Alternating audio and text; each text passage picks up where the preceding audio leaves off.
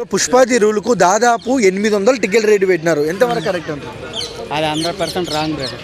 100% wrong. అది ఎంత మీకు 1000 crores రికార్డ్ క్రాస్ అవ్వాలని చెప్పి అది కరెక్ట్ కాదు కదా.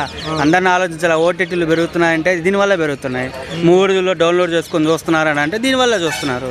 నేను ఇష్టాన్ని పెంచుకు ఇప్పుడు మిడిల్ క్లాస్, నా శాలరీ అబ్జర్వ్ 25,000. నేను మూవీకి వెళ్ళాలంటే ఎంత పెట్టుకొని పోవాలి? నా హోమ్ రెంట్ 11,000. బడ్జెట్ గల వాళ్ళు ఒక మంచి థియేటర్కి వెళ్ళాలంటే ఎంత అవుతుంది చెప్పండి. స్టార్టింగ్ రోజు ఒక రిలీజ్ కాకపోయినా ఒక 1 వీక్ తర్వాత వెళ్ళాలంటే ప్రైస్ రేట్ ఎంత ఉంది తెలిసిన? మినిమం 300 ఉంది. అంటే 1 వీక్ దాకా మీరు 300 పెట్టి తర్వాత కలెక్షన్ రాకపోతే తగ్గించేసి వేస్ట్ కదా. ఎవరికైనా ఉంటుంది కదా ఫస్ట్ డే చూడాలని. అది ఫ్యామిలీ ఆడియన్స్. ఇప్పుడు మా వైఫ్ ఉంది, నాని ఫేవరెట్ హీరో, నా పుష్పకి తీసుకుపో అంటుంది. ఇప్పుడు రేపు 5 రిలీజ్ ఎంత అవుతుంది పుష్పకి నేను తీసుకుపోవాలంటే? ఆలోచించండి. అది కరెక్ట్ కాదు. దాదాపు డిజిటల్ రైట్స్ 450 కోట్లకు అమ్ముడు పోయాయి. అమ్ముడు పోయినా కూడా కదా. ఇప్పుడు నేను చెప్తున్నాను, ఇప్పుడు 150 ఆల్రెడీ 1100 కోట్స్ ఏమో ఆల్రెడీ రిలీజ్ కాకముందే కలెక్షన్ చేసిందని చెప్పి బోర్డు వేసుకున్నారు. కరెక్ట్ 1100 కోట్స్లో వేల మీద పెట్టండి. వాడు ఫ్యాన్స్ ఆర్మీ అంటున్నారు కదా, తగ్గించచ్చు కదా మాట్లాడి. నీ రెమ్యూనరేషన్ పడదాగా 300 కోట్లు అన్నాడు తీసుకునింది యావరేజ్గా. అది ఎందుకు తీసుకోవాలంతా?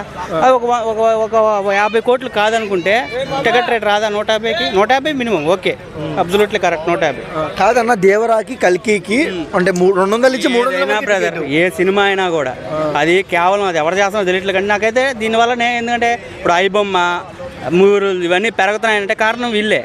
అల్లు అర్జున్ గారికి అండ్ మైత్రి మూవీస్ వాళ్ళని అల్లు అర్జున్కి మైత్రి మూవీస్కి ఎవరికి మనం ఏం చెప్పేది ఏం లేదు. తీసుకున్నారు, మంచి మూవీస్ చేస్తున్నారు, మీకు క్యాస్టింగ్ అయింది, అన్నీ అయ్యాయి, కరెక్టే.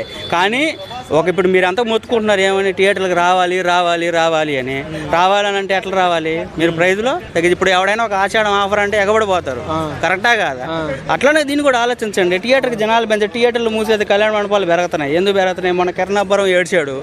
ఎందుకు ఏడ్చాడు? మంచి సినిమా ఉంటే పోయారు కదా అతను దానికి.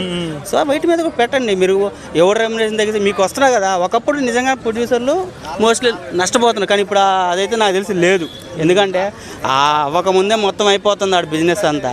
బోర్డులలోనే వేసుకుంటున్నారు లేదా డిజిటల్ రేట్లోనే మనకు తెలిసిపోతుంది కదా. అప్పుడు ప్రొడ్యూసర్ ఎందుకు నష్టపోతున్నాడు చెప్పండి. థియేటర్లు ఇవన్నీ మారాలి. నిజంగా మారాలంటే ఎవరు రావాలి? హీరోలు కూడా ముందుకు రావాలి. 11 మంది హీరోలు ఉన్నారు ఇప్పుడు మెగా ఫ్యామిలీలో. నందమూరి ఫ్యామిలీ కూడా ఇంచుమించు ఒక 7-6 మంది తగ్గించుకోండి. అందరూ తగ్గించుకొని థియేటర్ మీవే కదా థియేటర్లు, వాళ్ళవే కదా. ప్రొడ్యూసర్లు ఇప్పుడు అందరు వాళ్ళవే కదా ఉంటాయి థియేటర్లు. వేరే వాళ్ళకి ఎవరికి లేవు కదా. ఒకప్పుడు జమానేమో అది, ఇప్పుడైతే మొత్తం పోయింది. వాళ్ళే చెప్పుకుంటున్నారు కదా. దిల్రాజు నాకు 150 థియేటర్లు, 400 నాకు